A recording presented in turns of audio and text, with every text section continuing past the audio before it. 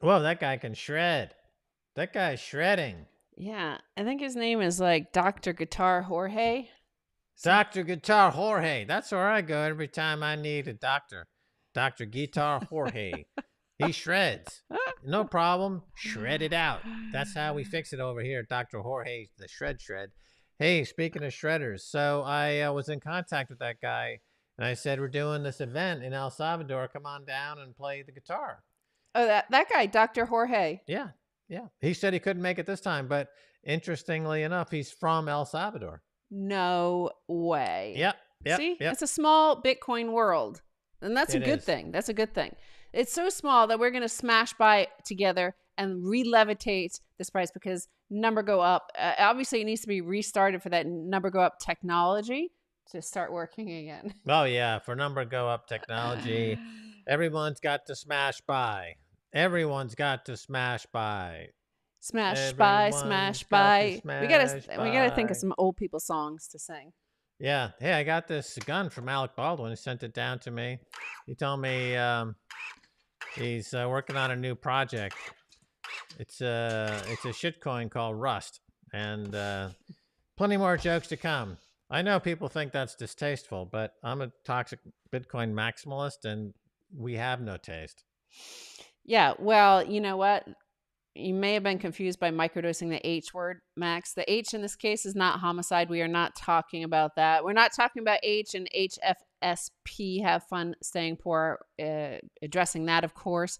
To the Oh, news this week about Elon Musk possibly becoming a trillionaire in USD shitcoin terms. But his tweets about Bitcoin suggest he will have to have fun staying poor because he is NGMI.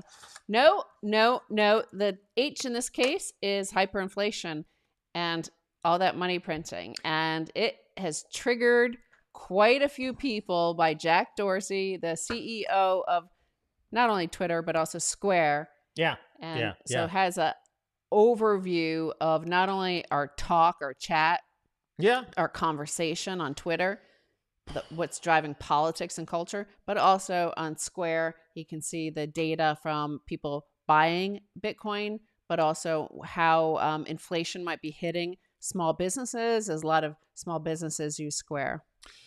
Right. That's the thing. We've been talking about inflation really for many, many years. That's true. Here's the fact: the money printing is constant. It never stops. There's always inflation. If in fact the money printing is not fast enough to avert a bond collapse, we call that deflation.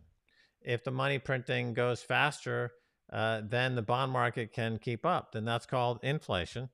And this goes up and down for years and years. I mean, there's no end to it. There's always money printing. A fiat money standard means that you're on a money printing standard, a fiat money, a pyramid scheme.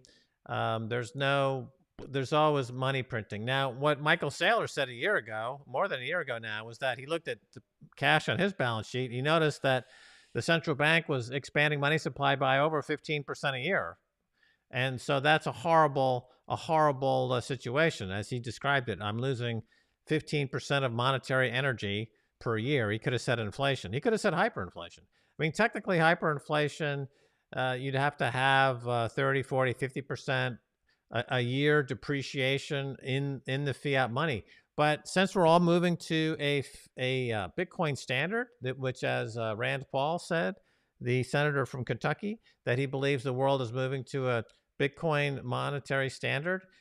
By that standard, by that lens, by looking at it in those ways, Bitcoin's been compounding against a dollar at 200% a year. So right now, the U.S. dollar has been in a hyperinflationary collapse by definition Mm, against Bitcoin for 10 years, by yeah. definition. So when guys like Steve Hanke or others pick and choose and say, hey, that's not really hyperinflation, it's inflation, they're trying to parse and pick and choose. The fact is that the US dollar has been in a hyperinflationary collapse against the Bitcoin for 10 years. It's one of the biggest collapses of any fiat money in history. Just because those guys don't recognize Bitcoin, doesn't reflect at all on Bitcoin. It reflects on them. They are they're in worse shape than a cinematographer on an Alec Baldwin picture.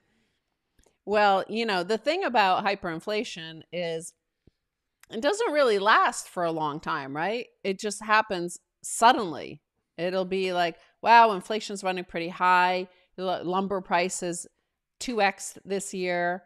Oil prices are up 70% this year or something like that. Like you have a few years of that.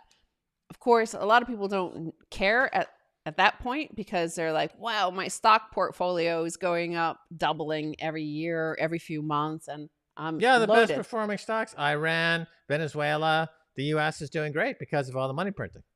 Yeah. So, and then it's that, as Max and I have described, that is the inflationary mindset. But then comes the hyperinflationary doubt mindset. So once people start to, first they individually feel like, yeah, I'm loaded. My stock portfolio is 3x'd in the last 4 months. I am a genius. And then they try to buy something and there's supply shortages and all their neighbors are also equally loaded. They're all billionaires now too, trillionaires, as Elon Musk will apparently be soon. And so then they start to think, oh, wait, is this all just some bad Farmville type Facebook game? And they instantly, it changes. And then the prices are going up by the minute, right? Well, it's a winner take all situation. It's exactly like the game of Monopoly. In the game of Monopoly, eventually somebody owns a strategic enough quantity of the real estate on the board, and that drains everyone else and bleeds them out. They all die. There's one winner. And if the bank runs out of money, the bank can print more money. That's what it says right there in the instructions on the Monopoly board. Here we have a situation where those with the access to the 0% money who have a strategic location, they're co-located with the central bank and they're getting trillions of dollars worth of free money. They end up buying all the income producing assets. All the real estate that's gone bust in the last 10 years because of the subprime crisis and because of corruption has been bought out by BlackRock, bought out by Warren Buffett, bought out by private equity, right? So on the Monopoly board, they get all of the rent. Everyone else just goes to jail. They're going around getting the free money when you pass go. You get $200 free with Monopoly. That's like Warren Buffett. Every time he rolls the dice, he gets free money. That's it. That's the way he plays the game. And then he buys Park Place, Boardwalk, every single property on the board. Now he's collecting all the rent. Everyone's in jail.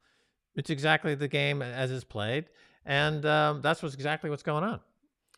I kind of look like Mr. Heat Miser. You know that Christmas cartoon? I'm Mr. Heat Miser.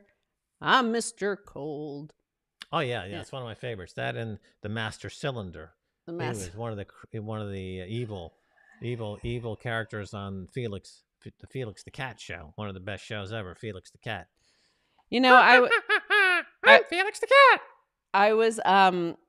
I saw somebody tweet that Elon Musk has made more money in the past 9 months because he went from about $90 billion worth at the top of this year to now almost $300 billion, that he's made more in the past 9 months than Warren Buffett made in 91 years. Yeah. So that's hyperinflation, right? That's the beginning of, to be fair, Warren Buffett in his early days up until 1970, for his first 20, 30 years, he had to compete with real money and his balance sheet was all in real money. So, it was harder in those days to rig the system like this and have exponential growth in your wealth.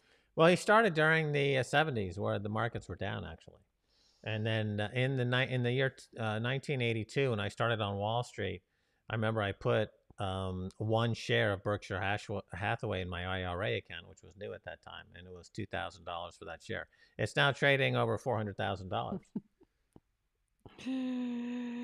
Well, yeah, because he's not hip into it. Like if he wanted it to be worth more, he would just do stock splits, right? But he doesn't believe in that. Like my hair is just like, I'm gonna divert attention from my hair and say, like, I ran a poll. Essentially, I quiz people in our room, and it turns out like about 8 out of 10 people in the live chat right now are pooping. Like they're sitting on the toilet and pooping while live chatting and watching us. Yeah. No, there's it's like a coprophagist. Some people, they get sexually aroused from poop, and they eat poop. And like Divine from the movie Pink Flamingos, it's a story about a coprophagist. Some people, when they hear podcasts, they like to poop. It's the poop and podcast people. I thought it was like nerves. Like, you know how that happens at airports if you've ever gone into the, you know, the bathrooms there, the public restrooms. I think people are nervous. Like they start to hear this story, then the H word. They hear the H word and they start to get nervous, and you know everything gets loosened up, and they've got to sit there on the toilet. Right. Well, there's a connection between the the anus and colon and the brain, and the gut. The gut is part of your brain. There's a part of your brain that lives in your gut. And so when you hear sensorily things on a podcast, it triggers your gut and your intestines to force out a deuce. A deuce? All right. Okay. What century are you from? Well, it's slang from previous decade, perhaps. Number two. When kids say, "I got to go number two." Yeah. And so, also this week we saw, these Democrats are coming out with ideas to tax unrealized gains. Oh, yeah. And talking about shitty ideas. Yeah. To keep the theme going of fecal matter.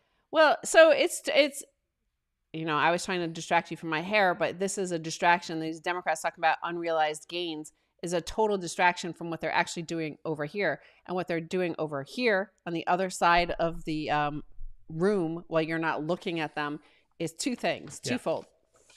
First of all, they say, okay, the big headline news, we're going after those dirty billionaires, right? The 700 billionaires in America, the likes of Elon Musk, we're going to go after him. Just those 700 people are going to be targeted with these unrealized gains thing. So just imagine it would take like literally years for all the accountants to agree on what the fair value of their portfolio was on December 31st. So forget that, right? But even if it were true, like they're going to target these, 700 people. At the same time, they want to, of course, for their Manhattan friends and their friends in Los Angeles and San Francisco, they want to repeal the SALT cap deduction, right? They want to repeal the cap on it.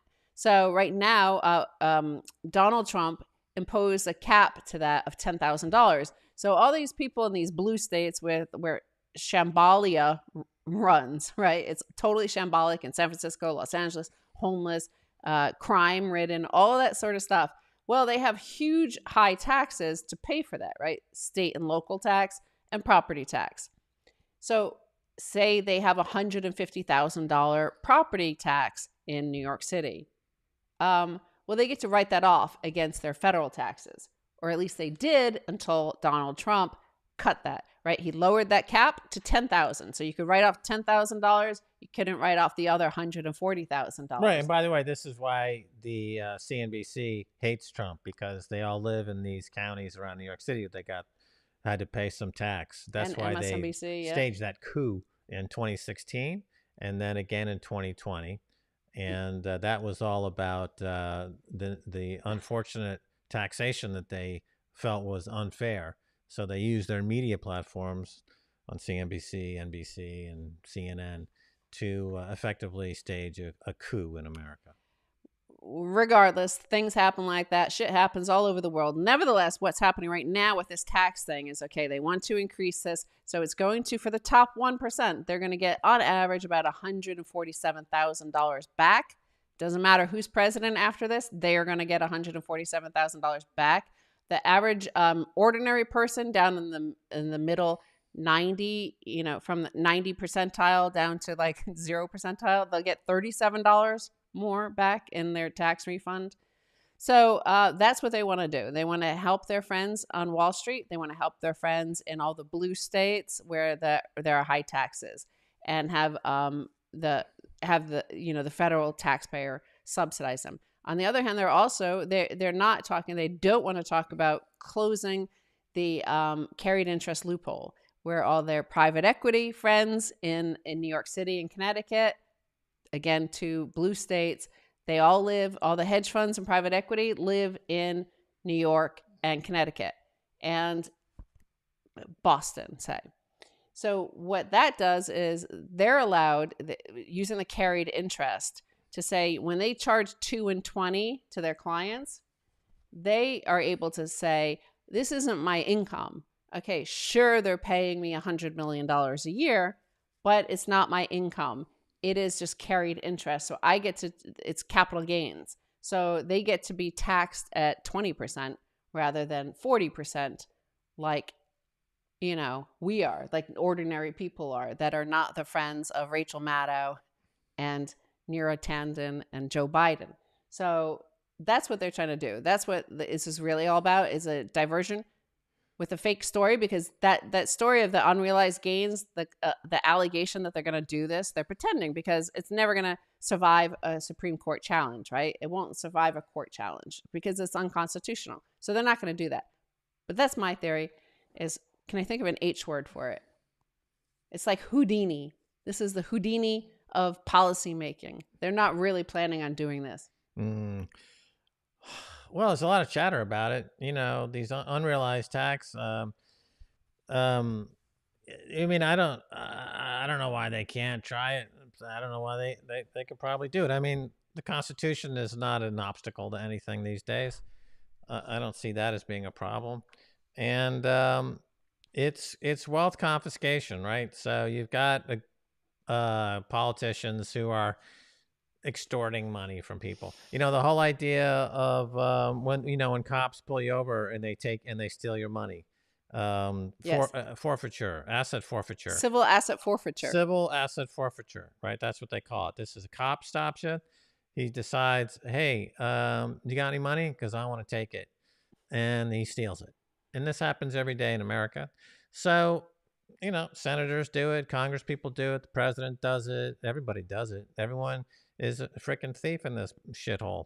So the results are pretty predictable. You've gotten a hyperinflation because the confidence in the dollar is going down to zero. When you leave $85 billion worth of war toys in Kabul because you're too freaking stupid to know how to gas it up and fly out of there. That's the reason they left all that stuff behind there, is they couldn't figure out how to turn the plane on. They were like, where's the ignition key? I'm an American retard. I don't know how to even fly. I just came here for the free money.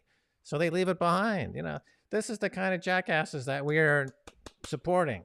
And that's why the Bitcoin community is like, hasta luego, we're out of here. Bye. So, you know, hyperinflation got mentioned, and a lot of people, Nobel economists like Paul Krugman and stuff were all like in a tizzy. Everybody got upset. There's no such thing as hyperinflation, but it's not even like, again, it's not something that they could even argue with.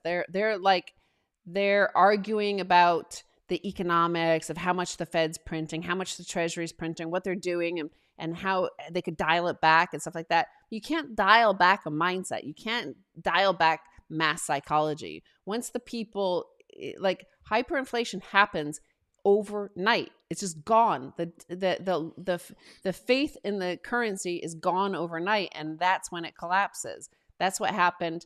And it's kind of interesting because you see that in, you mentioned Venezuela, you mentioned Iran, they have hyperinflation. And when did the hyperinflation come in?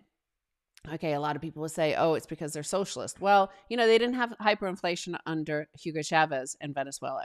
When the hyperinflation happened was absolute sanctions. Iran has sanctions.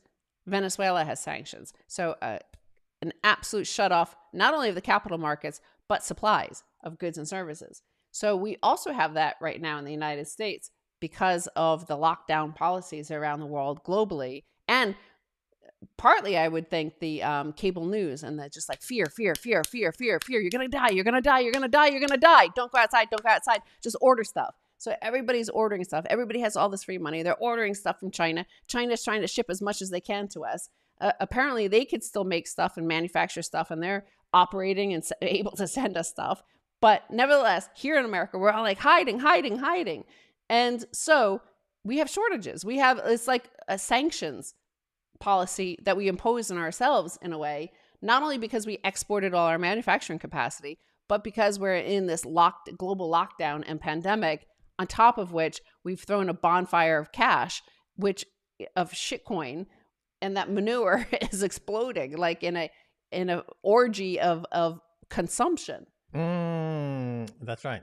So when Jack Dorsey talks about hyperinflation, a lot of pushback comes from the establishment media and the establishment academic, the establishment economists, who don't like the fact that somebody is actively calling out the truth, right? That there's hyperinflation. So this is, but it couldn't be, it couldn't happen without Bitcoin, because the reason why you can call it hyperinflation is because when it compared to Bitcoin, the dollar is in a hyperinflationary collapse, as are all fiat money. If Bitcoin wasn't around, True. then all these central bankers would have meetings and say, we're causing the biggest wealth and income gap in the history. We're disenfranchising billions of people. We're eviscerating the middle class. But let's all say that, and let's all call it deflation. This is what they called it even as early as 6 months ago. And we're going to gaslight the world, and we're going to pretend like none of this is happening, and we're just going to build more prisons. And that was their whole economic policy for 30 years. So then Bitcoin comes around, and suddenly there's a deflationary, non-confiscatable, perfect collateral Bitcoin. And suddenly all that paper money, it's like shining a light onto the cockroaches, you know? It's like you're shining a light on paper money here. What's really going on with this paper money? It's hyperinflating. It's crashing in purchasing power versus Bitcoin. That's what's really happening. And so people who didn't take the time to learn about Bitcoin, like Steve Hanke or these other people, when they're caught out and they're shown the spotlight is on them, they're like, you are a fraud. You commit massive intellectual dishonesty and fraud. That's who you are. They're like, no, not me. Couldn't be. But you know, they're like Nassim Taleb. He took his entire career and torched it in 3 weeks. He wrote all those books. People are like, this guy's a smart guy. He likes his ink linguini. He's a funny guy. Within 3 weeks, he decided to just torch it and burn it down. Now he's considered to be a laughing stock. Because the light shined on the fiat money by Bitcoin. These guys are not accepting it, but it doesn't change the fact that this is what's happening. Right. Well, you know, all the headlines are pointing house construction costs spiked most since 1979 amid materials shortages, unfinished houses pile up, total inventory housing highest since 2008, prices spike as lower end dies. So, you know, even in fiat terms, it's going up like that. But when you start to have that unit of account in your mind of Bitcoin, yeah, then you see how stable and happy and optimistic and calm and toxic it seems, you know, if you're outside Bitcoin, how sedate we are compared to the fiat world, where there's just entropy, and entropy is chaos, and the collapses never happen like kindly and gently. I think the British Empire tried, but it doesn't ever really work. There's all sorts of chaos and decay, and just things go wrong. Look at we covered this story about Charlotte County in Florida, right?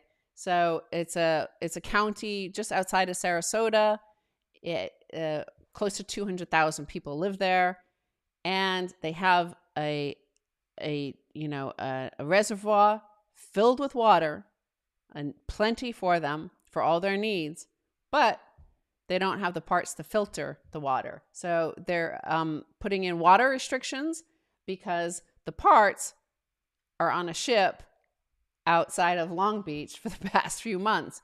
And there are no workers to unload these things. There are no truckers willing to do these jobs. Okay, now why is that? Why are they out there? Because of the money printing.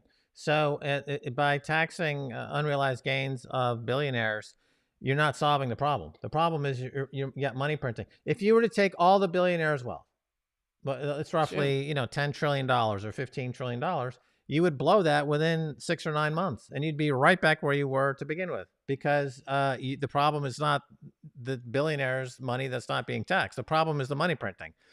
So if you just, in fact, the people who are printing all the money, if you take it from the billionaires and give it to those money printers, who will then print more money, you're just making the situation a lot worse. Everything that's gone on in the last 25 years has emboldened the money printers to print more money, and it's caused now hyperinflation. By definition, hyperinflation. There should be. It's not in the point of equivocation. It's called hyperinflation. If you don't get it, you're sick. You're sick in the head. You're sick. Well, hate is a sign of hyperinflation. I think you see that disintegration within societies beginning to hate various groups within it, as a blame sort of game. I think that's part of the problem that you're seeing as well with, especially the cultural elite, i.e. the people on the news every night telling you what's going on in the U.S. And far too many people watch that. But so you have these sort of, let's face it, deplorables, right? Who are the sort of guy who drives a truck, who unloads a truck, who delivers the goods, who's the one that takes all the money that the people on Wall Street are earning in these huge gains thanks to all the money printing. They're being told nonstop every night that they're deplorable. They're deplorable white supremacist cis men. And, STFU. And at a certain point, they have to break down, right? And decide, fuck all these people calling me deplorable. I'm going to go and sit home and eat bonbons too and watch daytime television instead. Why? Right. So they seek a scapegoat. Yeah, the scapegoats are everywhere. These days are white cis men. That's the scapegoat of 2021. In the last century, we had different scapegoats, different fascists, and different wars. Here we got the current financial war, and we got a new scapegoat called white cis men. Well, everybody always finds a scapegoat, for sure, except for ourselves. We never look at ourselves, right? We never look at the structure of power and how it actually operates. So they're escalating the rhetoric against China. China this, China that, China's horrible, China. And it's like, wait, why are all our U.S. corporations over there? Did they steal them? How did they end up over there? How did all that our manufacturing base end up over there? Right. Did they steal? How did they get all those dollars? You alone at the Treasury are allowed to print them. You alone at the Fed are allowed to issue all that credit. So how did they get all those dollars? Who sent it to them? Right. Well, the problem with making China the scapegoat is that China can fight back. And so America needs a scapegoat that can't fight back. That's why they drop bombs in Afghanistan and Iraq and other places.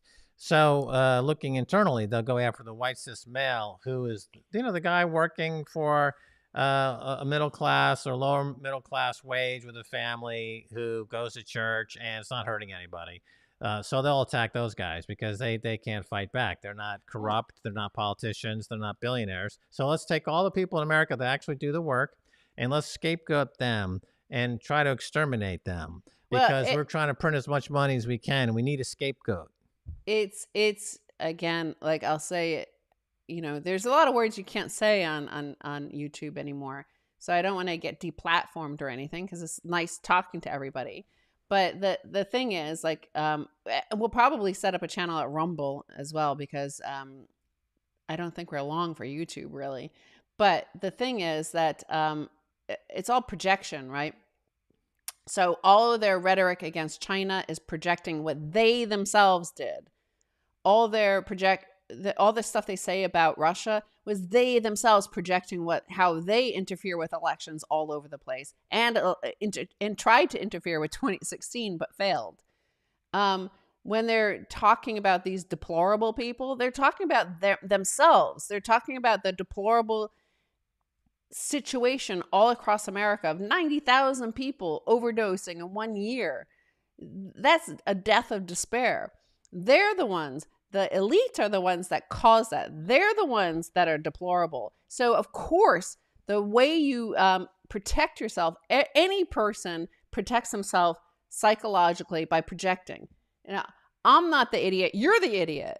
It's like, I'm rubber, you're glue. Whatever yes. you say bounces off me and sticks to you. You know, every third grader learns the art of projection. Yeah. So they're projecting what they themselves know in their heart is they're the ones that are deplorable. They did this to the economy. They trashed our legacy. They trashed our currency. They trashed our economy. Right. They trashed our culture. Right. It's And now child we have this. psychology. It's Yeah. child psychology that America's failing at. I mean, we used to have good rearing skills for the young people and turn them into fine adults, but no more. We just have now children that have no A- guidance from any adults. So they're acting out psychologically as all children do. And on top of that, Max, they introduced entirely new dialogue that only emerged in the last 5 years, an entire new dictionary of words so that you couldn't ever refer back to history, to your debate conversation, because they made up new words that mean all sorts of stuff. So you're unable to debate them because they just make up a new word and you can't, they can go, nah, nah, nah, nah, nah. You know, you make up a word as a child does. Right. It's like Cockney. You know, it's a made up word to escape police, right? That's what the Cockney in London had their own language to hide their nefarious activities. And here in the US, this generation of mainstream media fed losers invents a language and words to hide their nefarious activity, which is essentially evisceration of the economy, wholesale theft from the underlying coffers of the public good, and to run away. So, again, it's child psychology. And sadly, we have a nation, and like Rachel Maddow is like that woman. I remember that show Romper Room when I was a kid. It was a woman. She's got this looking glass, and she can like see you. I see Joey. I see Peter. You know, like she's like the Romper Room lady, and she validates everyone's neuroses. So you're a neurotic, drug-addled um, stock day trader, and you're watching Rachel Maddow, who tells you being an adolescent, drug-addled stock day trader is good because you're helping people and you're helping to fight the scapegoat. Those guys who actually do work for a living, those are the scapegoats. You're helping us defeat them, and you're helping me get my huge bonus. And that's the poison chalice that we're all drinking from in this country, anyway. But it's not the only country in the world. There's over 100 different countries out There's there. Bitcoin, and Bitcoin is our own country, our own people, and I am relentlessly optimistic. I have a margarita here. You know who the margarita is for? It's for El Brandon, because he tweeted something that touched me, right? He tweeted along the lines of something, and Brandon, if you're in the chat, you can correct me here, but you said something along the lines of the reason why he got orange pilled was because Stacy was drinking a margarita on the show, and he just liked the attitude. And I was like, well, I haven't really had too many margaritas in the last few months, you know, because we've been super busy and didn't have time to make a margarita. And then, once we started traveling again, you remember how bad your own margaritas are compared to what you can get from the professionals, like Jen, the bartender. So nevertheless, I thought, well, I'm going to have a margarita again and, talk to the artists out there, because the artists are able to see through the sludge, the shit, all of the horribleness of the deplorable situation that the elite put us into. And we are the good. We are not the deplorables. Nobody out there, none of the 90,000 people who overdosed on opioids given to them by friends of the Manhattanites, they're not the deplorables. The people who are, the builders of this country, who are maintaining the infrastructure, they're not the deplorables. It's the people who are telling you that they're deplorables, and that's how you know they're guilty. If they're saying that you're deplorable, that means they're the deplorables. Right. I mean, when you have to spend all this time working through the child psychology of the economics and politics of an entire nation, you know that nation's not doing anything productive with their day. That's why the GDP is collapsing, and that's why earnings are collapsing. And if it weren't for stock buybacks fueled by free money from the Fed, the Dow Jones would be 90% cheaper. Well, the situation is that they're making economic decisions like people who do need to get help and address these issues they have psychologically with all this damage they're causing. So every single decision they make, it's as if it has no consequence. Look at Paul Krugman, who's one of the, in the New York Times, has the opinion piece, Nobel economist, all that sort of stuff, right? He's their spokesperson of what is good economics. Mm-hmm. And no amount of money printing has any consequence. No. So when Dorsey says, oh, this is hyperinflation is coming to the U.S., like 100 economists came out and vilified him for that tweet. Meanwhile, every single one of them for 20 years has written on a regular basis outright lies, obfuscation, intellectually dishonest, claptrap nonsense, and never been called out on it. In fact, they get rewarded for it. So that's the unfortunate imbalance that we are dealing with now. Truth is being essentially ignored, and the lies are being glorified. Now, there was something else that happened this week that I thought of that, they used to have this bust of Henny Youngman made out of chopped liver. Yeah. Right? Maybe the kids don't know about this. Where was it? The 2nd Avenue Deli? Oh, the 2nd Avenue Deli in New York. You could get celebrities, their likeness in chopped liver. Yeah. In chopped liver, Yeah. right? Yeah. So I was thinking of that this week. I was thinking about Henny Goodman. I always say Henny Youngman. And I thought, I would really be honored if there was a sculpture of me made out of chopped liver. Yeah. It's a rare honor to have your forum, your corpus immortalized. Well, it's not really immortalized. It's not it? immortalized. It's not like marble or something. It's chopped liver. So, but then I thought, of course, because of the way things are today, obviously I couldn't have my likeness made out of chopped liver because that would be cultural appropriation, right? So I looked at some items. I was researching what I could be made out of, like what sort of sculpture I could be made out of. And I looked into the Finnish foods, and I found some Finnish foods that I might get made out of. Because you probably haven't heard of any of these, right? I'm going to read 2 that I decided not to be made out of. Sauteed reindeer and blood dumpling soup. Okay? Because I don't think... it's reindeer, and it's I don't want to get made out of sauteed reindeer right now because Christmas coming up, and I might traumatize some kids. We don't want to have to, all those child psychologists are busy dealing with the U.S. elite. Blood dumpling soup sounds gross. Now, there were 2 others that I came down to. There's salty licorice, which is big in Scandinavia, but the biggest in Finland, and it's called salmiakki. It's licorice flavored with ammonium chloride. What? Vice magazine. You need to clean your pool with that. Vice magazine describes it as, quote, it's salty and it might make you shit yourself, but it's still delicious. So, of course, all you people sitting on your toilets right now. Sounds inflationary. It's because people would need to eat more, right? If they're having to. So it's ammonium chloride is a salty chemical compound resulting from the reaction between hydrochloric acid and ammonia. Now, who thought to put that with licorice? So a lot of the Scandinavians and some northern Germans eat this thing, and they reckon it's probably from their past of having to salt so much food. So if you go to a buffet in Helsinki, there's a dish of ammonium chloride next to the ranch dressing and the salsa that you dip your meatballs in. They don't have salsa up there. I mean, they've gone international. It's all fusion, isn't it? Everything is everywhere. But this is the one I think is going to, because salty licorice, I don't know, that sounds dangerous as well. Like, I don't want to give people the poops, right? Like, I don't want that. I don't want that to be the last thing you think about me. Like, oh man, I shouldn't have eaten Stacy's head. Now I have. Yeah, it sounds like a licorice stick that's salty. That's, not happy with their current situation, like a Twizzler.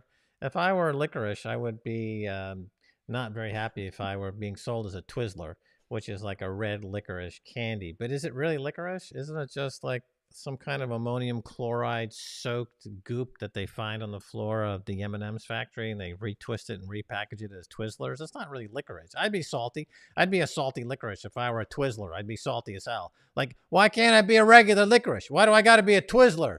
That's a salty licorice. Salty AF. So I think this is the one everybody will agree is the one that somebody should make some sort of bust of Stacy. Not this bust. Snow? Like A snowman? my head. Ice. Made of ice. There's a lot of ice there in Finland. True. But no, the food. Because I need to compete with Henny Youngman, who is made out of chopped liver. Right? So Okay. here is Finnish squeaky cheese. So it's called Leipä Juusto, and it could be dried out and stored for several years. That's the thing. Yeah, the squeaky cheese. The story there is that 100 years ago, a lot of Finnish people were born with spinal problems, and so one leg was shorter than the other. And to walk properly, they would put cheese in the shoe that would make up for the difference. And a lot of the times, the cheese would squeak because it's in the shoe, and so it became known as squeaky cheese. Now, 100 years later, they don't have that spinal birth defect anymore, so people just eat the cheese now. Squeaky cheese.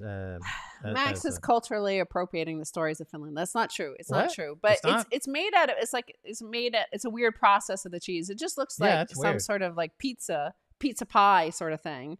But it's dried and you could store it for years. But it's made out of either reindeer milk or cow's beestings rich milk from a cow that was recently calved. Does Santa Claus milk his reindeer? Is he out there at 5 a.m. milking Rudolph? Is Rudolph a woman? Well, Rudolph can't milk. He can't. Is Rudolph Well, he reindeer might be a still, trans deer. No, reindeers only like the females milk. Can't fly. Is that the problem? Not when they're pregnant. Only, I don't only think. the men can fly. Therefore, Santa's not milking Rudolph because he had a red nose though. Was that because he was drunk? Is it a euphemism because yes. Rudolph was soused? Yes. He spent all night in the vodka bin, and so Santa's like, hey, man, I can't see jack shit. Get Rudolph up here. He's so lit. He could probably get through this storm. Rudolph, here he comes now. Slipping and sliding, can't walk straight. Rudolph is a drunk, all right. Santa's here. He's coming again. These are the new Christmas songs I'd like to hear sung by the carols before I pop them with my money gun. Where are them carolers outside? I'm going to do an Alec Baldwin on them right now with my right. So my blanks. somebody's saying yes, not your cheese, not your keys. So that's a good one to keep for this squeaky cheese that is going to be made into a Stacy head. And the way it's served, just so you know out there, if you ever have this Finnish squeaky cheese, it's either eaten warm or cold. But a traditional way is to put it as a slice on a side dish with coffee, and you could put it in your coffee. Yeah, everyone puts cheese in their coffee. The traditional way is to put it on a plate and throw it out the window and never look at it again, because that's the traditional. What do you call it? Finnish squeaky cheese. And then it's served as diamond-shaped pieces. So again, this fits with diamond hands, right? We need diamond hands. Like, I think it's perfect. I think we need to have somebody make. Yeah, you can repair windows with that cheese.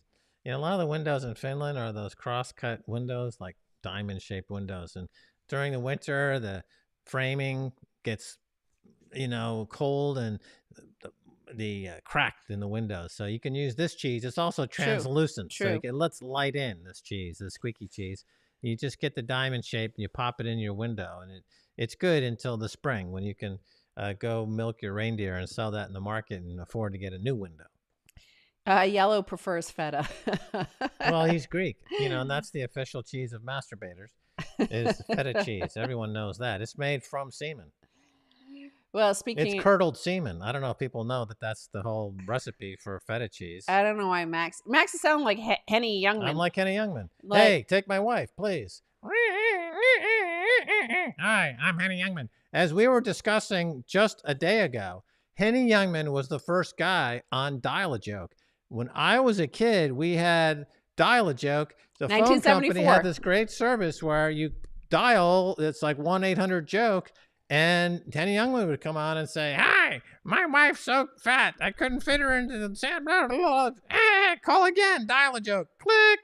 And this was considered to be really the Steve Jobs of 1973.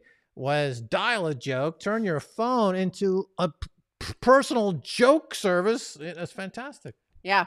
1974, and he was the most listened to of all of the jokes on this dial a joke Yeah. that New Yorkers had to call. But of course, it made me think of Madge Weinstein, who of course she could be immortalized in chopped liver. Sure. And I found this about Henny Youngman, that he became famous. The first regular gig he had was on the Fleischmann's Yeast Hour in 1937.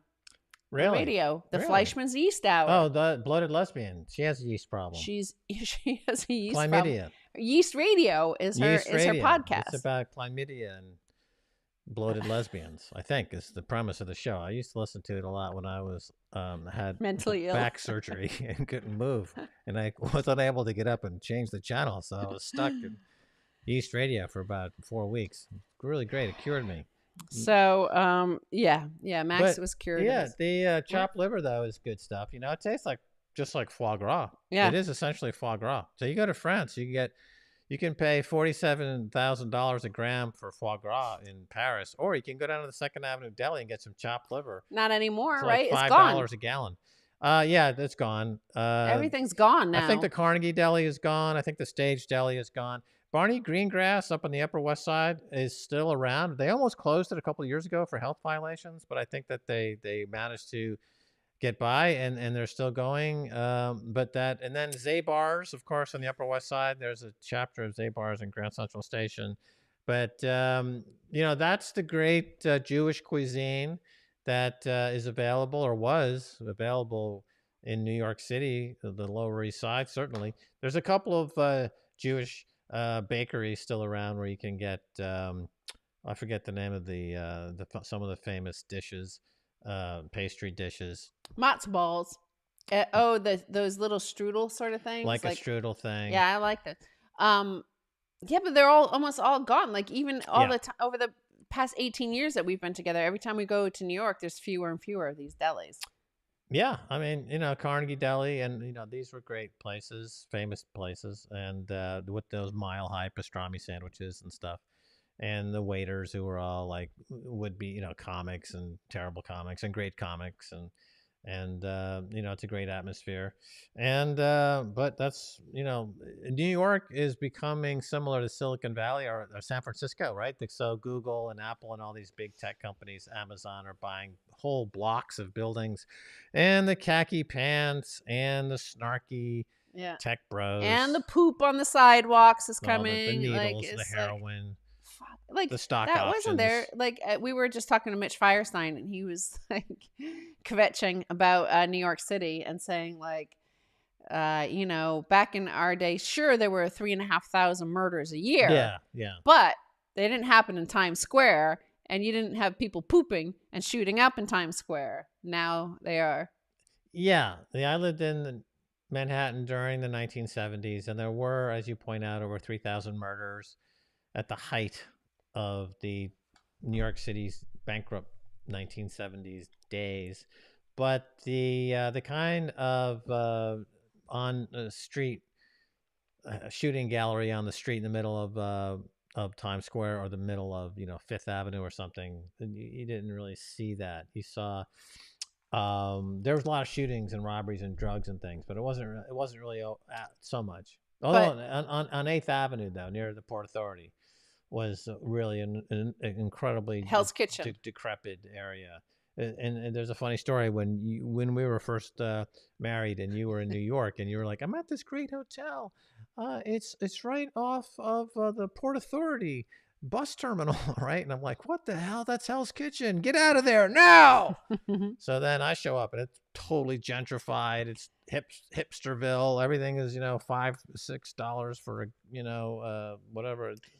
Well, of course, back in the 60s and 70s and perhaps the early 80s before Giuliani, really, you did not have people shooting up and pooping in Times Square because, well, the mafia ran a lot of that whole area. So, you don't want Joey Gambino is going to whack you, right? If you poop on his sidewalk. Yeah, exactly. That's probably true. Yeah, the mafia had a certain code in New York, so that's true. And now you have no mafia there, really. You just have this open You, drug bazaar. and you have the cops standing on the side because they're now deplorables, Yeah, and there's nothing at all for them to gain by going in and arresting a guy pooping on the the sidewalk. five families. Like, I mean, it used to be interesting, fun to see, actual mobsters hanging out. And they had, we were at Sparks Steakhouse that time, which is a famous mobster hangout, and Don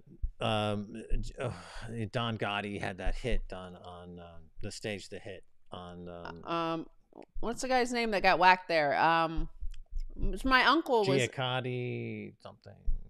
my uncle was actually following him, so it Yeah. was he was in the it was a detective following. Yeah, one of the five families, he was over there. He got whacked. But you'd see the mob guys everywhere, and they were in every single business. Anyone that did business in New York, there was some mafia connection to everything.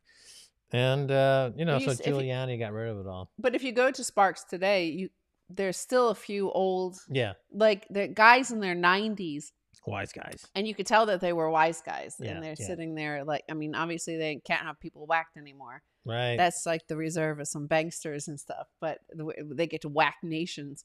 But yeah, here they're still sitting there in their like $5,000 suits and $10,000 suits, and in the corner, and yeah. Well, I mean, getting back to Alec Baldwin for a second. So, I mean, I don't make jokes about him just because randomly. I mean, we went to New York University together. Paul Castellano. Yeah. And when he transferred from George Washington University, he was going to be a political scientist, and then he came to NYU Tisch School of the Arts, theater school, and then I was already doing comedy and doing sketch comedy, and so we've done things together. We've done sketch comedy shows together, and then in 1982, I guess he got that job on the soap. The Doctors, I think, was his first Knots soap. Landing as well. And then he did nighttime soap, but then his career, immediately went down, high acting trajectory. I went to Wall Street, and then we were friends for 35 years. And so I've known him for 35 years. I know his brother Steven. We did that show, Great American Pilgrims, with Steven. We went cross country. I know Billy. I know Danny. And so I've known him for 35 years. And so what's interesting is that during the Trump era, I mean, a lot of people don't understand this, and let me paint a more sympathetic picture of what's going on here, is that, he was really called upon to do these Trump impressions on Saturday Night Live in a way that was positioned as an obligation to the public, that it was his duty because Trump was this public menace.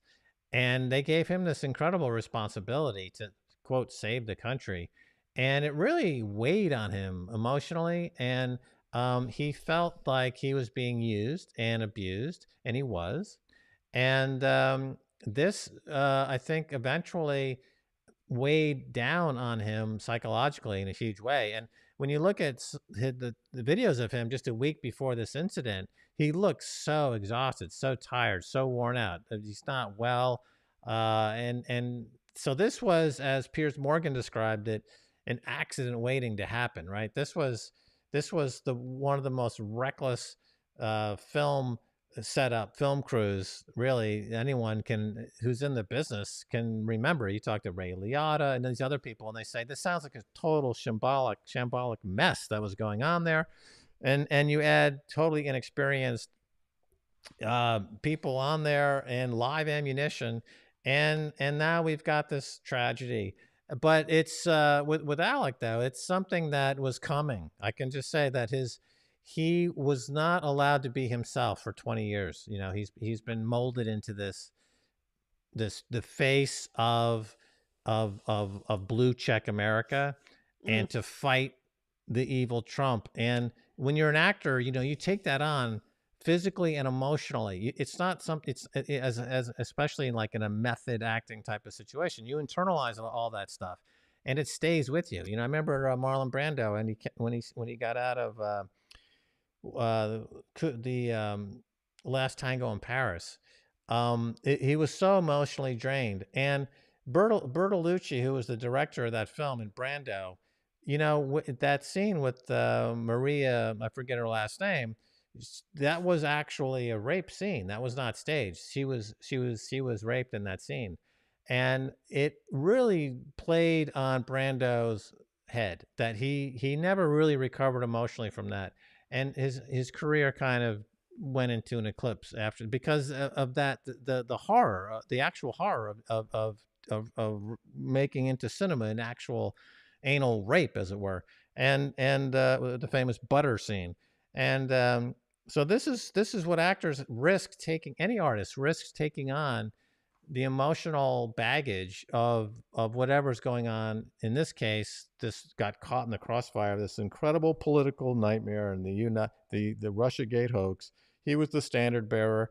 He was pushed out there and forced to propagandize something that has nothing to do with comedy, has nothing to do with acting, has nothing to do with art. It's straight agitprop.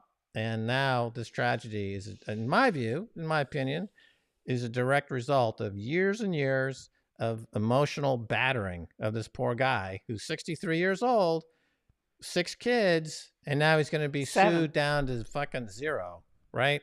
That's horrible. And it's all because of those fucking, Well, blue checks. he's a blue check, and my opinion, having met him many times, is he embraced it wholeheartedly. And as I said at the top of the show, the elite and all his friends, he's very impressed with the elite, and they're the ones that shipped our jobs and all the manufacturing to China, and now they point the finger at China.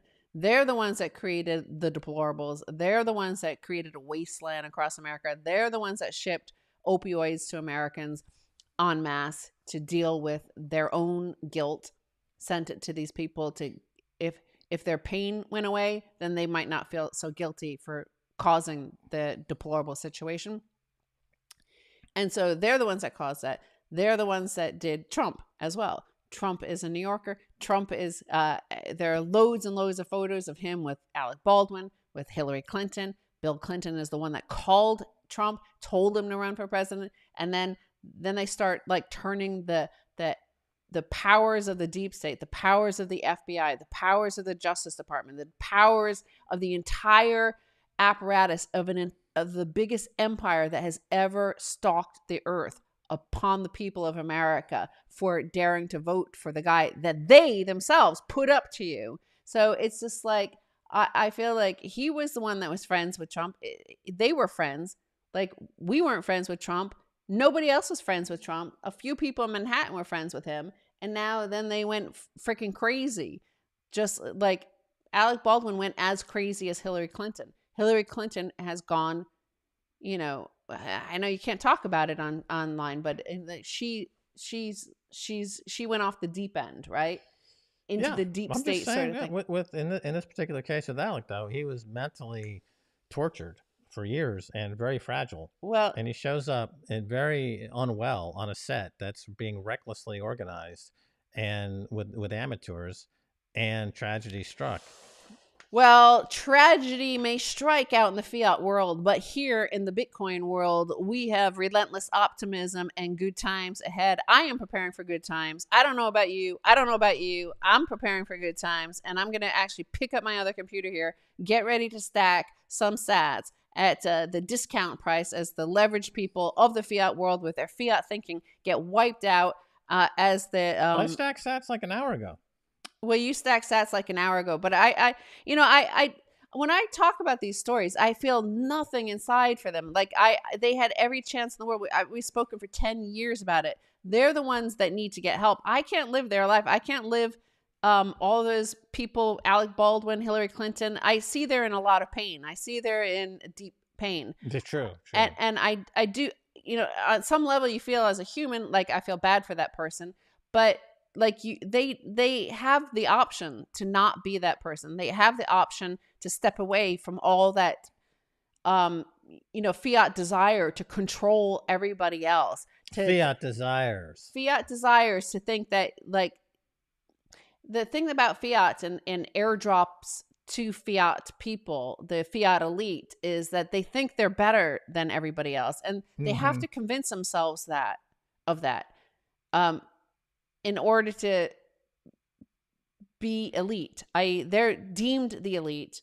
They get to have the airwaves of Saturday Night Live. They get to be on the airwaves of MSNBC telling the American people what to think about the world. Well, it's the Raj system, isn't it? It is. But everybody's like, everybody has imposter syndrome. Like, I don't know what the fuck I'm doing, right? And like, I'm given these tens of millions of dollars from Raytheon to make this joke on Saturday Night Live about Trump or whatever. Like, and somewhere inside you have to be feeling like tortured, right? That Totally. It's just like, you don't deserve this. Why did they give this money? Okay, you just have to read this funny joke about Trump and Look at the let's bomb Yemen. Let's bomb Iran.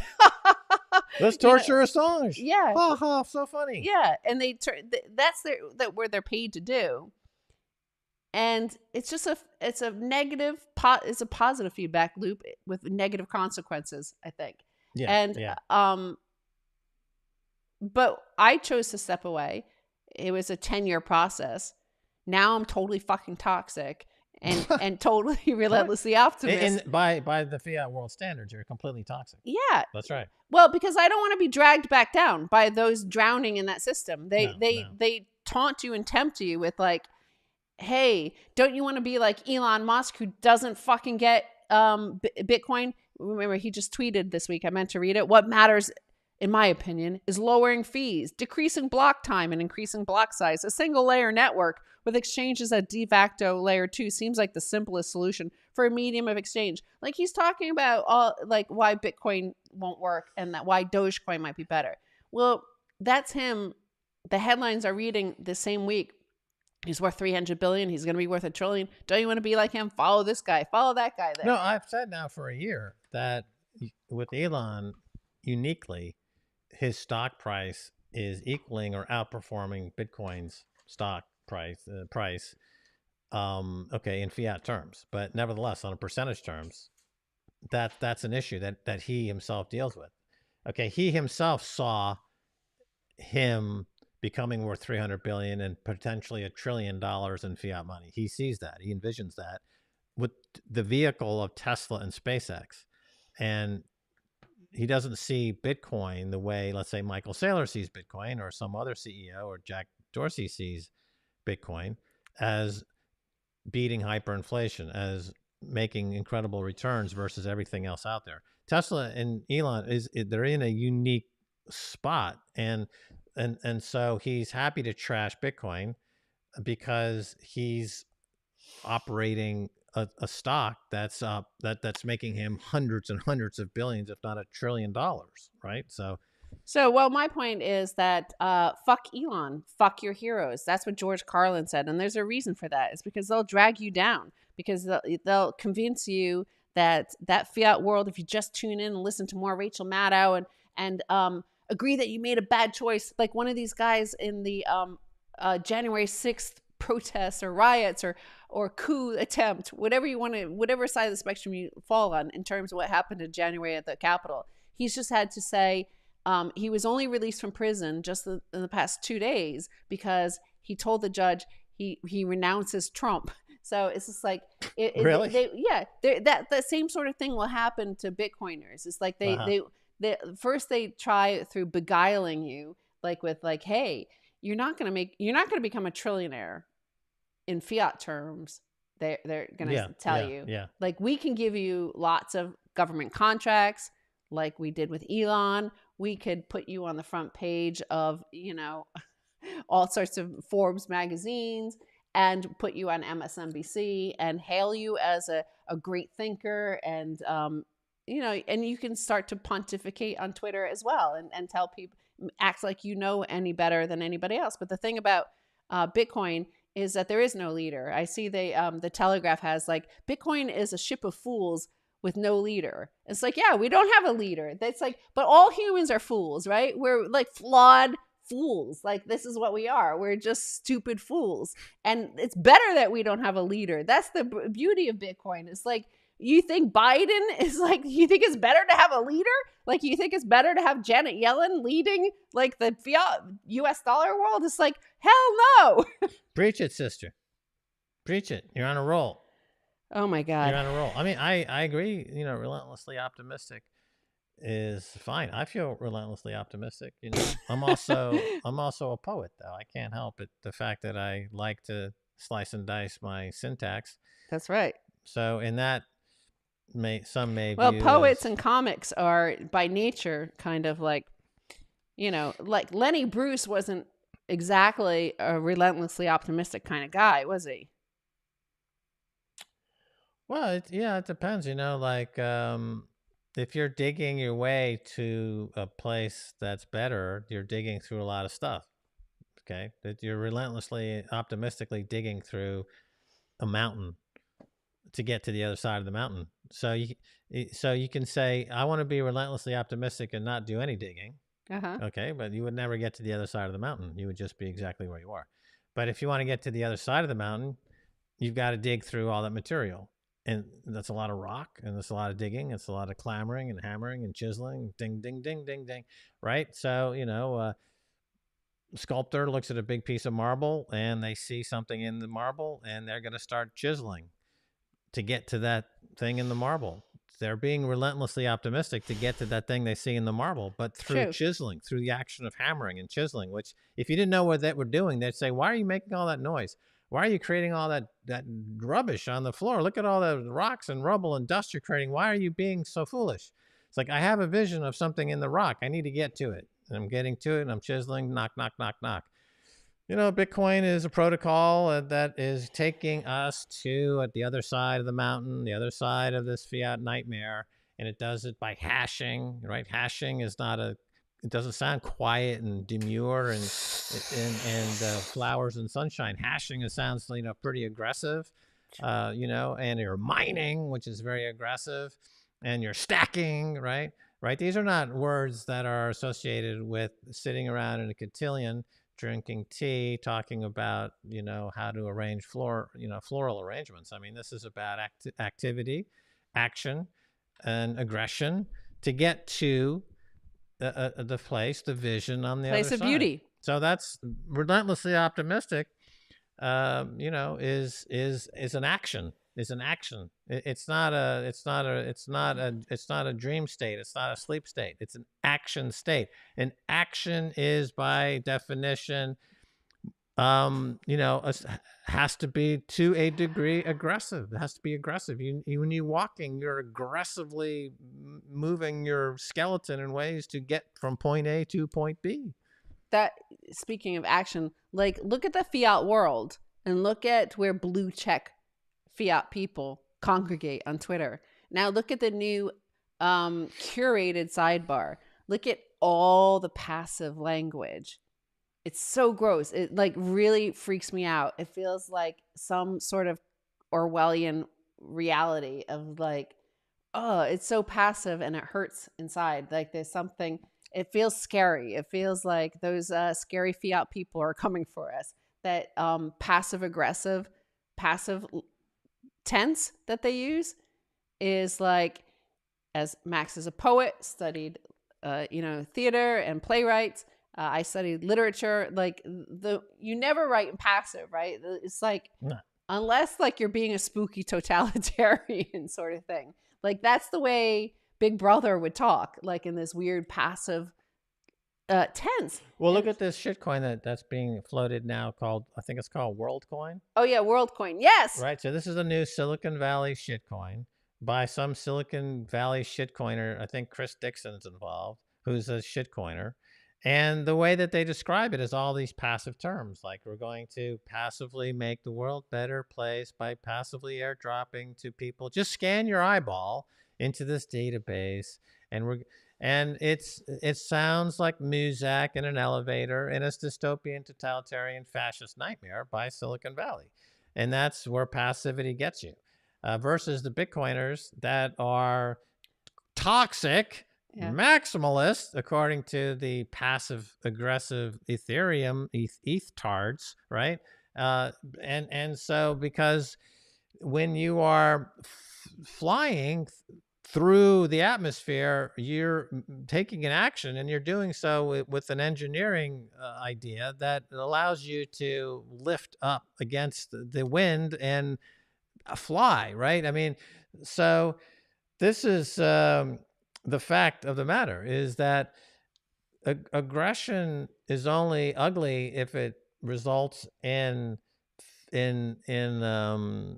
a crash of some types. I mean, if people are dancing on the stage, they're moving aggressively across that stage. And if they are skilled at their dancing, it's quite beautiful. If they're two drunk slobs and they're trying to dance on the stage and they run into each other and fall, that doesn't work as a dance, as an aesthetic, as art. But they're both aggressive. Yeah, but like psychopaths and totalitarians,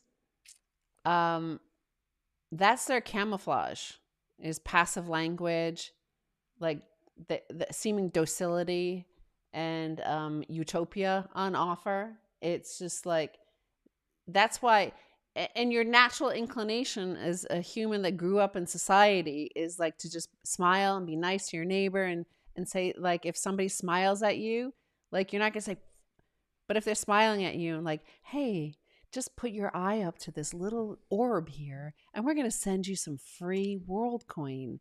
And if you do this, like, to an outsider, they're going to be like, why is that person being so rude to somebody who's just offering them an orb and giving them free world coin? Right. It's like, you got to do that for your own protection, because look at any horror film. Like, what was that one with Donald Sutherland? Oh, right. You know, as soon as, like, you have to pretend like, hey to your neighbor's body snatches, you know, you have to pretend to wave like, yeah, I'm one of you. The Stepford Wives. There's a classic one from the 1970s, right? The women were just shopping in the grocery store passively. Hi, Marge. Hi, Betty. Hey, there's a special on pasta. And then cut to they're being lobotomized at the local lobotomy center for their husbands and turned into sex robots. And this poor woman, the protagonist, is trying to escape all this. I believe is the storyline, which I is just dying to be a remade of that. Should be the Stepford Husbands in this new woke era. It's about cis males who are being lobotomized, you know, to be I don't know, castrated what, for sure. You know, something. Hey, but you know, as Stacy here is saying, I'm happy for a relentlessly optimistic future. I'm happy to start. I'm so happy because I wake up every day and I look at, you know, all the various apps I have to buy and acquire Bitcoin. Yeah. And I'm like, holy shit, they're still accepting fiat. Like, how optimistic, how happy should you be that you could still swap some of these world coin, one coin, like shit coin of the US dollar that you just have to give over your individual sovereignty and all your, like, actual proof of work, your day, like half of your life has to go to Janet Yellen. You know, like, how happy should you be that, like, well, the dregs of it that are left over after Janet Yellen takes her cut, to give to her friends who paid her a fortune of your stolen money, you know, before she joined the Treasury, and now we could swap it. We could still swap it. That's why I'm so happy. Is like, today I'm about to go right now. If you're willing to join me to smash some sats at swanbitcoin.com/orange pill. You know, they sponsor this program. Yeah, that's right. They're the only people willing to sponsor us. They're the only ones who talk to us. They're the only ones strong enough, toxic enough. They're the only ones who talk to us. No. That's I'm only joking. Because we are so toxic, we only like equally toxic people, and there aren't very many toxic companies. There's Swan, like, toxic punk as fuck. They're so toxic you can't even sell Bitcoin at Swan. You can only buy it. Exactly. How toxic is that? Hello, Fold. They're super toxic, cool, punk as fuck. Like, they are just like, dealing with them as a company who is sponsoring our tour. I mean, Will Reeves is so punk AF, right? Like, his event when he was on stage with us at Phoenix, he was he like blew my mind. I didn't know, even though I know him, like I didn't know he was that cool. Like he was like that articulate and just like, fuck. Yeah. So, and of course, joining us in El Salvador as a sponsor, a new sponsor for our tour, our No Fucks Given tour in El Zonte on November 16th. It's sold out, but we might have like 5 to 10 tickets left that we might make available because it's not really that much space available. Plus, we're giving some tickets to the locals. So it depends on how many tickets the locals pick up that we might have a few available for you. But joining us there is Ibex Mercado. So they're a Guatemalan outfit. They're out of Guatemala. That's Carlino. We interviewed him down in Miami at Bitcoin 2021. Yeah. Guatemala is the next El Salvador, Bitcoin Lake. Bitcoin Lake, and super cool. He's the one that gave me that bottle of rum. You saw me try a drink, and everybody explained to me that I poured way too much in there, and that's. But so is everybody ready to go to swanbitcoin.com/orange pill and smash some sats with me? Because let's see what the price is. Like I think they're on discount right now. Before we end, holy moly, it's in the 58s. Hello, yeah, I'm gonna buy some. I don't care if you want to buy some or not, because if you don't, you know what? I'm doing Swan Lake over here. Okay, I'm about to buy.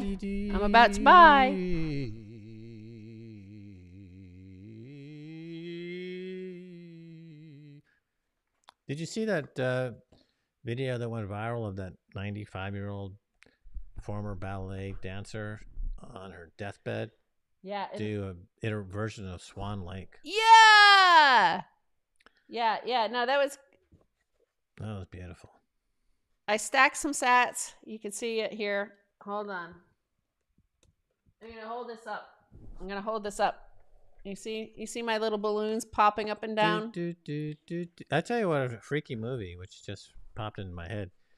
It's a movie about the history of the theremin. You know the theremin? Is that how you pronounce it? Yeah. You know what it is? Yeah, you just like wave your hands. Yeah. It's right. And it's famous. It's on Beach Boys' "Good Vibrations" song. They use a theremin. That's a theremin, right?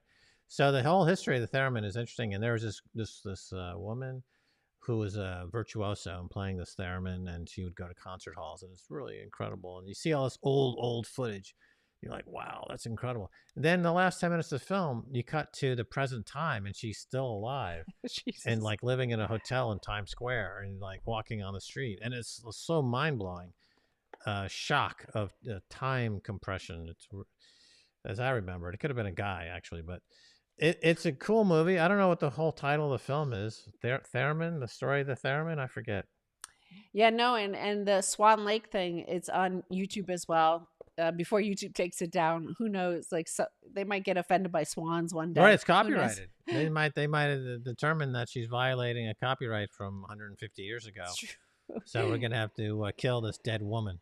No, there was a woman. She had dementia, so her son went to visit her grandson, and like she was unable to communicate, and didn't know anybody. But they played Swan Lake for her, and she just immediately started. She remembered her dance. Right, doing her ballet. Yeah, that's incredible with her hands, doing all these moves and things that were just like, oh man. Many people don't realize that Max is like a big crybaby. He likes to watch YouTube videos like of kittens and old ladies and cry. Well, it's how can you not watch that and be touched emotionally? It's something touching inside that brain that was in dire, straits, touched it and out popped this expression. It's pretty amazing. Right. So we've been going for like over an hour. So I want to say, I'm thinking like there's so many Bitcoin podcasts now. Like literally there's okay, not literally. There's at least 5-6 dozen, right? I feel like the one thing that none of the others have is Max and Stacy. And I kind of feel like, it's the same group of 15, 25 guests that is on every single one, like every single podcast. And I'm thinking out loud here. I'm thinking live. So, while you're sitting on the toilet out there, let me know your thoughts here. I'm thinking that we just do Max and Stacy because, like, one of the things that we've always done since the very first day is like when we were doing Kaiser Report, when we were doing before that Al Jazeera and stuff like that, is like, or BBC World. So they always wanted us to get like Joe Stiglitz and people who are on the BBC, people who are on CNBC, people who are on NBC, like all the same channels. And I always argued to the BBC, well, if anybody wants their opinion, it's right there on the mainstream media. Like, wouldn't it be more interesting at the time of our BBC show in 2008? We were like, well, let's talk to all these gold guys because everybody thinks they're deranged. Let's talk to them. So we were talking to more heterodox thinkers, right? They're outside the mainstream. They weren't orthodox. But and that's why we got into Bitcoin, because that was a totally radical, revolutionary idea when it was $1. And there were very few people around who could talk about it. And some of them have lost their minds with Bitcoin derangement syndrome since. True. But, so we were the first for years out there, right? Years alone talking to all these people. Now a lot of them are just like on every single podcast. And I just feel like maybe it might be better, like, obviously some are old friends, and like just to kind of like not interview, like just do more of Max and Stacy, like live streams and stuff like that. What do you think? And instead of just like doing all these like interviews, it's something to think about because. Well, we started with a podcast in our flat in Paris. I used to in the morning. Remember, I would plunk us down at this table at our small Paris flat in the Fifth Arrondissement. And, at 5 or 6 days a week, we would do an hour. Yeah. And people would knock on the door and things like that. And we would just keep going and going and going. And that was, and then we did Resonance FM radio in London. We did a show called The Truth About Markets for, I think, 12 years. It was for an hour. Aired on Sundays.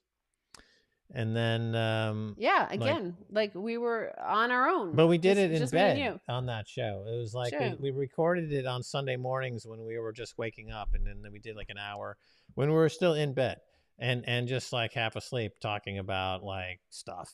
And it was popular. It went on for 12 years. I think it was still a very popular show. So I mean, we're basically like, okay, Angela Merkel is leaving.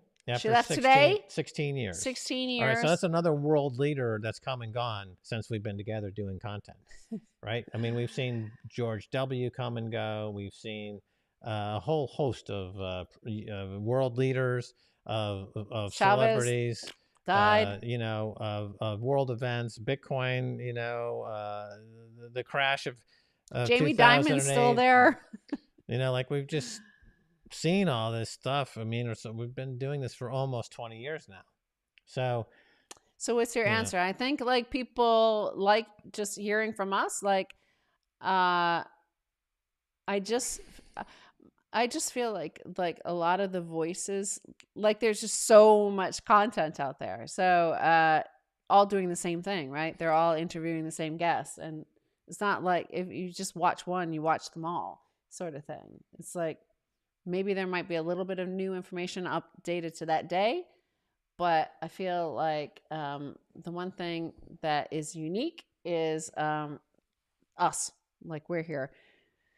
I'm just kind of feeling like that. Like I'm not sure how much people get, if they get more out of us or more out of our guests.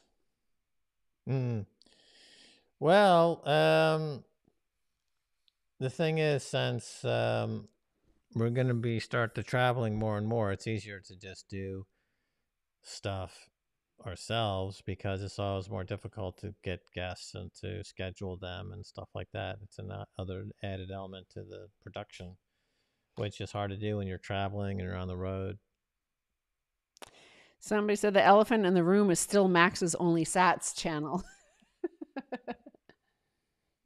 OnlyFans, only sets. Oh, Like you have only a sets. porn channel that you do from your Oh, bedroom, I sort of get it. I thing. get it. I get it. Yeah, I get yeah. it. I get it. You know, you gotta you've got to explain these things to us like it's chopped liver. Okay, put it into chopped liver terms. I guess. I mean, there's a lot going on. There's a Bitcoin nation emerging that Yes. is seceding from everything else. I see it in the millennials now. A year ago, 2 years ago, they were more like wonderstruck by everything, and Bitcoin is great and this technology is amazing. But I see them now becoming more politicized, and as a result, becoming more not cynical, but the satire is getting sharper. Like I see millennials are engaging now in more satire because they realize that the people who are running the show are completely um, without being able to be rehabilitated. They're unrehabilitatable. They're beyond repair, and they still have Saturday Night Live. Like Saturday Night Live is, just an atrocity, right, against comedy, compared to like look at Bitcoin. And I was just thinking, like, whatever happened to Honey Badger Don't Care, right? Honey Badger Don't Care is from the days of like nonstop attacks, right? From Yeah, yeah. now it's like mainstream. So Honey Badger's gone. So is Pink Wojak. Pink Wojak used to be around when all the degenerates were, you know, especially up until 2017, trading and then getting wrecked. And it was kind of Right. funny. And that was part of the memosphere. Now it's all about banana bread, and I have to say I don't fucking understand banana bread. I don't know what it is, but I'm riding it. I don't know. I've got banana bread. I bought some banana bread because the memes told me to buy some banana bread, so I've got banana bread. Max is baking banana bread. Yeah, yeah. No, they've moved on to tungsten now. The Tungsten. tungsten We bought a cube. block, a cube of tungsten. I don't know Yeah, yeah. why, but it's Tungsten. there. I blame Nick Carter for I'll show that. you That one makes thing. I'll show you the that's meme. some kind of thing that came out of the Nick Carter's brain. I don't know if I want to go down that rabbit hole. I just don't know. It's where does it end? See? The tungsten. Look it. We buy the memes. We buy the memes. Look, we got that hodl cat. We have got the hodl knot. We've got all the memes here. We don't know what they mean, but we hope they bring us blessings. Well, I mean, the people with big Bitcoin positions are, people that have regular jobs, who are money managers and Fidelity, Scaramucci, Michael Saylor. I mean, these guys are hugely successful already. Now they're Elon Musk. They're into Bitcoin. So there's a bit of a seamless transition from the scenery from 15 years ago to the scenery today. So the interregnum of, like, I posted this thing on Twitter of Andreas Antonopoulos talking to a crowd in 2012 where it was like two people and he's on stage being Andreas Antonopoulos versus Scaramucci in 2021.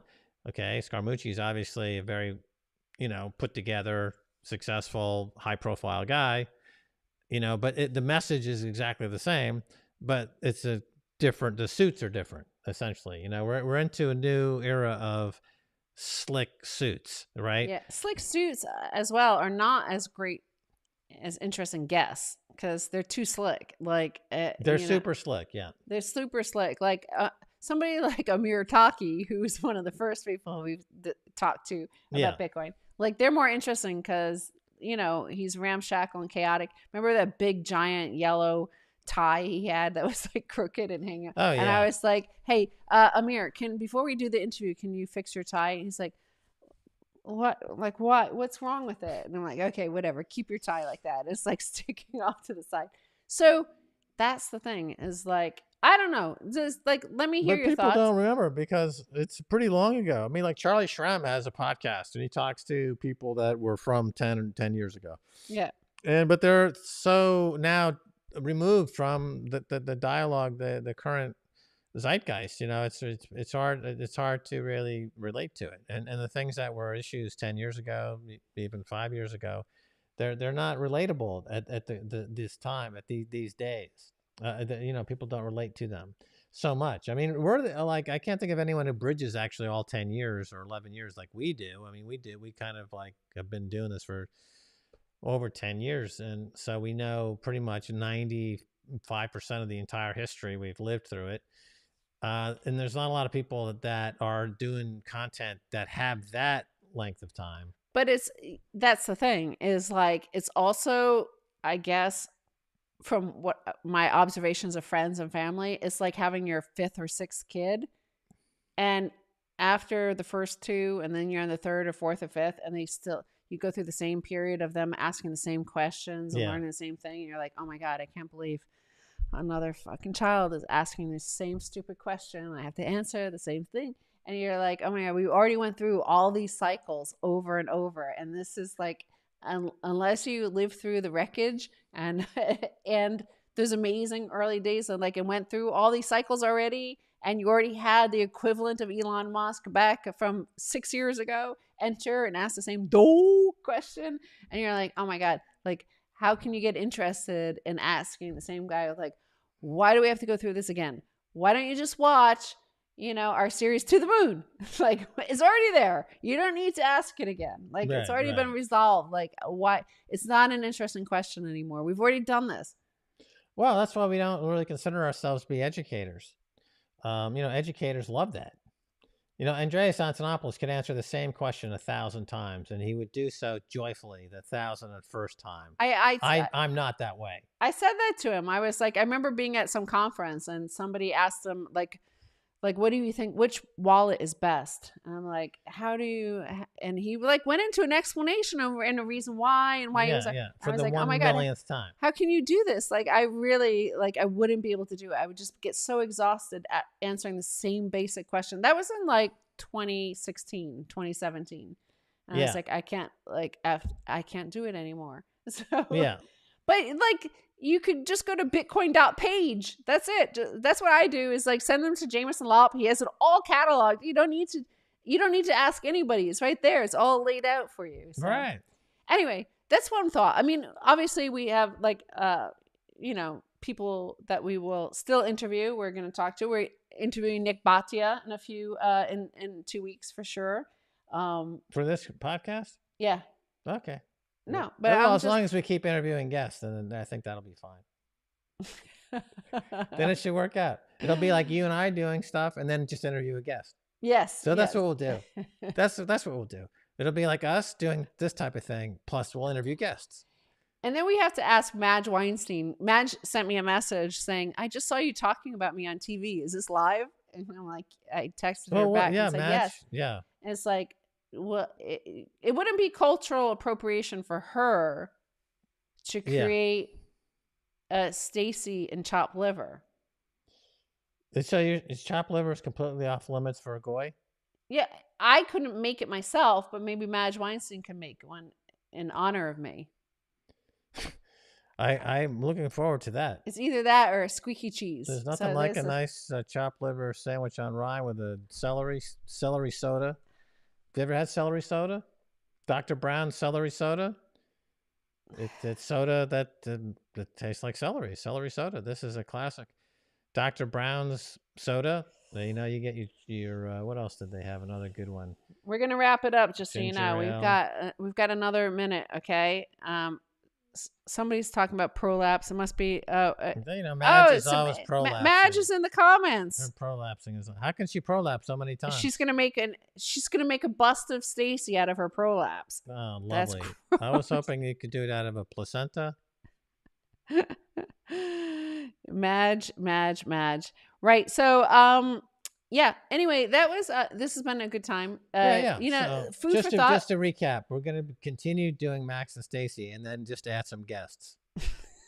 So that's where we've come to that after I was asking this hour and a half audience, conversation. like half of them are sitting on the toilet. They have time to think and answer these questions, right? Yeah. They've already confessed to me. I'm asking them a question. So what do you think? The question what do you think is, about the fact the audience, want us to just keep doing the same thing? Do you want the audience? Would you rather just have, or do you want us to do something different? Would you rather I just have me and Max sitting here like this talking to you, With or the would you occasional rather have us guest. talk to the same guests that every other Bitcoin podcaster has talked to? So Yeah, but we bring something bring something different out of true, them. we do. We Tom do. Snyder, talking to, True. Burt Reynolds was different than Johnny Carson talking to Burt Reynolds. Who's Tom Snyder? He's one of the greatest talk show hosts ever. Late night Tom Snyder, talk show host. Or how about Johnny Carson. Yeah, like Jay Leno was no Johnny Carson, right? well, you get a different interview. I'm just saying you get True. different interviews. You bring out different things. There's who am I thinking of now? The guy used to do that talk show, and he wore like a pork pie hat. All you old timers, help me with this in New York. He wore like a cheap suit, pork pie hat. He's like an entertainment guy. Was on air for like Pork 40 pie years. hat. Yeah. What is a pork pie hat? It's like a rimmed men's hat, like Tom Waits would wear. He's like a showbiz guy, like corny showbiz. I don't. People are like start get guests that disagree with you. I don't actually find those interesting. I don't find interviews with like Peter Schiff disagrees with us. Like, is that interesting? Like Peter Schiff, it's just like I think it's a waste of time. Like, especially because like the H word is now here. People are talking about the H word. Yeah. And it's like, okay, we've had 10 years of fun. We've traveled the world. We've gone to Bitcoin conferences. We've met amazing people. But it's becoming urgent now. Like it's going to go like hyperinflation happens in a few minutes. Like it's just going to be like ships left. The arc is gone. It's gone. It's too late now. Well, so you make the point often that in the old days on TV, you did have people of different points of view making conversation, right? So William F. Buckley would be talking to Muhammad Ali or talking to Noam Chomsky or famously Gore Vidal. Gore Vidal, and so there were different points of view, and they would argue or they would discuss and they would kind of flesh out, is there a common ground? Is there no common ground? But we don't live in that anymore. We live in an era of hyper polemicist, the hyper polemicist. The Alex Jones, the Glenn Beck, the Sean Hannity, the Rachel Maddow. It's ultra polemicist. So people don't really have a conversation. Really, they're shouting, they're talking at each other. It's a tremendous frisson, right? Which makes for some Jerry Springer type thing. It's entertaining to some degree, but it's not the public intellectual intercourse or dialogue that we grew up on. Yeah. This guy Gil Noble had a show on, I think it was public access TV for like 30 years. It's called like Black Issues of the Day with Gil Noble, and like he was incredible, just talking about what's happening in the Black community, talking to Black guests. Here's what's going on, and it's just solid public community, good television, good stuff. But you don't really. No one's interested in that. So nobody disagrees with us. There's only another flavor of polemicism. That's it. Everyone's got their own flavor of polemicist. There's fiat polemicists, right? And they're it's just a different world. Like all those gold bugs, all the Steve Hankeys, like what's there to talk about?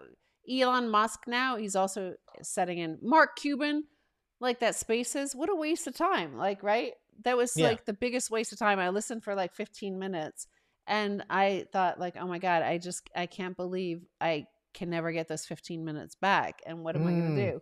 And, I just, did multitask for a while to make up for that time. But it's like, at least like, the conversation used to be, I mean, you mentioned Muhammad Ali would go on the television. And when you watch that Muhammad Ali film, like, it's amazing, that documentary by Ken Burns. Like, I was there. I remember Muhammad Ali as a kid. And he was so famous. Like, he was the most famous person in the world. and that he was really radical in a conservative era of America when the conservatives ran the media in America instead of now the liberals, right?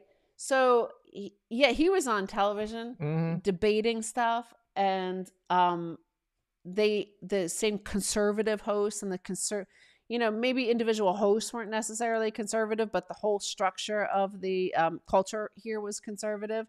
They would have Black Panthers. They would have John Lennon. They would have Muhammad Ali. I remember that Muhammad Ali and Sly Stone. Yeah. And on that Mike Douglas show. I mean, like Mike Douglas is like milquetoast, right? And he's got Muhammad Ali and Sly Stone. Muhammad Ali is talking against the Vietnam War, and Sly Stone tried to step in and say, like, side with Mike Douglas. Yeah. And Muhammad Ali stops and looks at me. He's like, I am talking to a white man here, and I don't want to get into this other conversation over here. You're on my side. And he's like, Sly Stone's like, that's right. And then like against Mike Douglas. And I was like, it's just like really interesting conversations. Like to watch it is so fascinating how open and like how not hostile. Like you see, if you tune into any of the cable news, the presenters are all hostile to their guests, like that are from the other side. You see them like, and just like here, it would be like inviting. Well, tell us. So Black Panthers, like, what do you want? Like Huey Long, they would have him on, or Huey Newton, like have him on and say, what are you after? And they would just like listen to him. They wouldn't interrupt. They would just like listen to his conversation for what he had to say for 5 minutes on end. And they were just like, okay, not interrupting, not cutting to commercial break, not like being afraid, deplatforming. Don't let them tell the people of America what's going on. So that you don't have that anymore, right? There's nothing like that. Everybody's no. I mean, you have Joe Rogan, right? So Joe Rogan, yeah. He's incredibly popular. He's got hundreds of millions of listeners. And he has in-depth conversations. He's got a variety of topics, variety of guests, and so he's bringing out. He had a great conversation recently with the CNN medical advisor, Sanjay Gupta, Sandeep, whatever his name is, who was talking about the C word, and he did a good job in fleshing that out, and that became.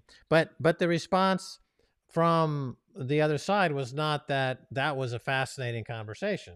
The response was that we need to deplatform Joe Rogan. You need to get him off Spotify. Right. Everybody, all the employees at Spotify. And that never happened in the Dave 60s. Chappelle, same thing. In the 60s and 70s, that was never the idea. Was that we needed to deplatform them. Yeah. No one would say that because they would be laughed at and ridiculed. Like, what are you, a communist? Yeah, right? Like Dan Rather traveled to Afghanistan to go talk to Osama bin Laden. Like, It's like, did they say like, oh my God, I'm in danger, I'm in threat? The guy actually attacked America. Like, it's like they were actually in danger, but they were so he had it. He's trying to fight the good fight, by having an open dialogue, open conversations, and he's also fighting this new American fascism, which is trying to scapegoat cis white men. Okay, Joe Rogan is a cis white man, so whatever that is, right? Like it's just like a made-up term that's just been fabricated out of the authoritarian, totalitarian ether in the past. It always is. It's never real. It's just a made-up propaganda point.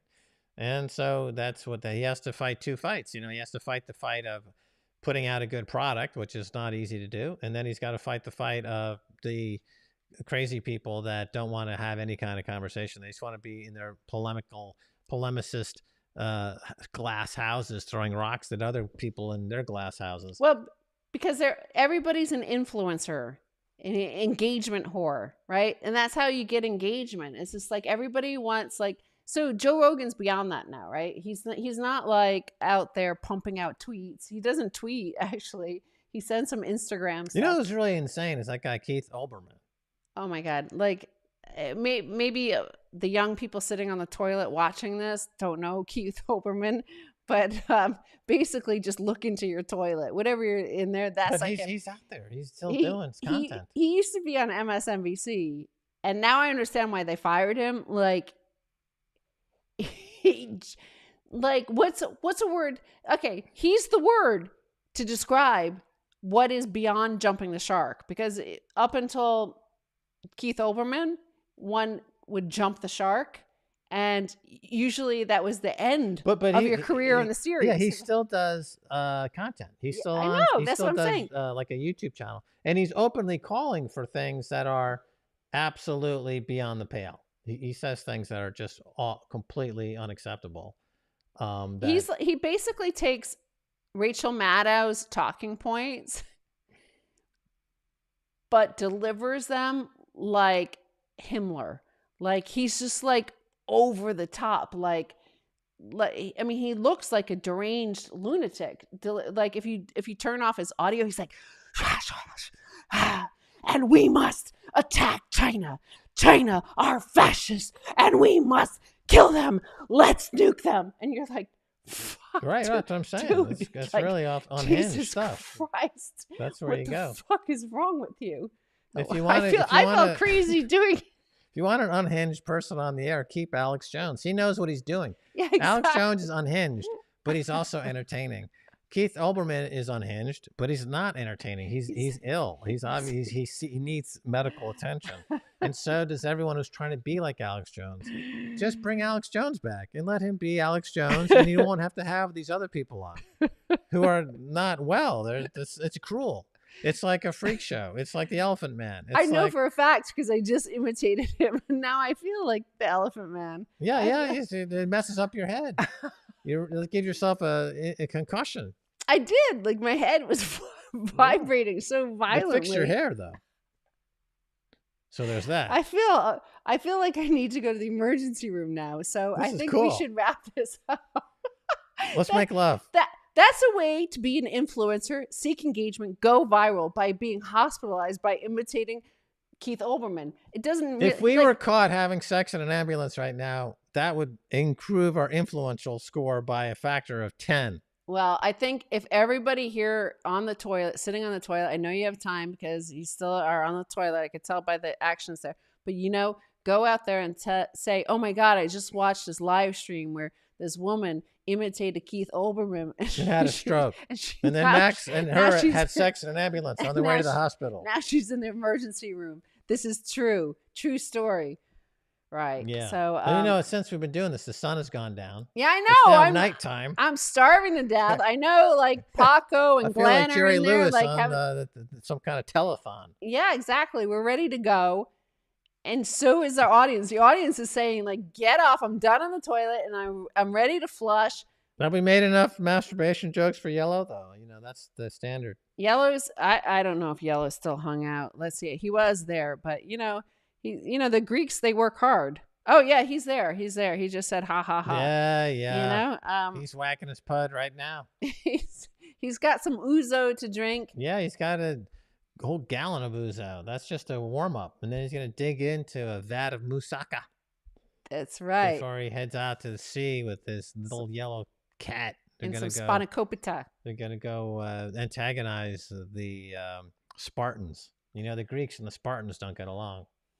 Well, Scarlet is a Spartan. So here we are, like, starting a war again between Athens and Sparta. Did I get that right? It was Athens and Sparta. That's right. The Spartans, right? And the Greeks went to war.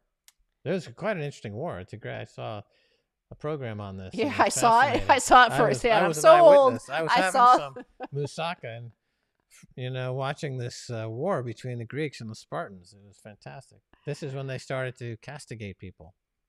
Somebody thinks you have a chubby. Anyway, we're going to go. I also have a chubby. Remember to go visit swanbitcoin.com/orange pill. They're sponsoring our tour we're going to El Salvador. So we're definitely going to be also. All that ambulance sex got me going.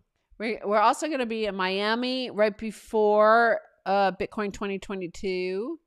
And we're going to be in Austin in June. We're going to open those tickets up soon.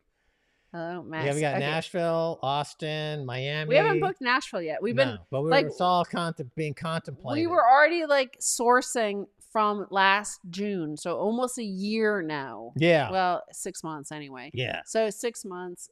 6 months, yeah. 6 months. We've been looking for Nashville, New Orleans, places Miami, without Boston. mandates and stuff like that, so we could have Anchorage, Alaska. We got a show for some seals up there. Oh my God. Okay. So thanks for joining us, and Patagonia. make sure to smash the like button. Madagascar. Make sure to subscribe. Make sure to hit the notifications. Krakow. Big Make show sure in Krakow you listen to coming up. me. Make sure I'm not hypnotizing you. Make sure you go smash by at swanbitcoin.com/orange pill. Make sure you tune in again. Make sure. Hello.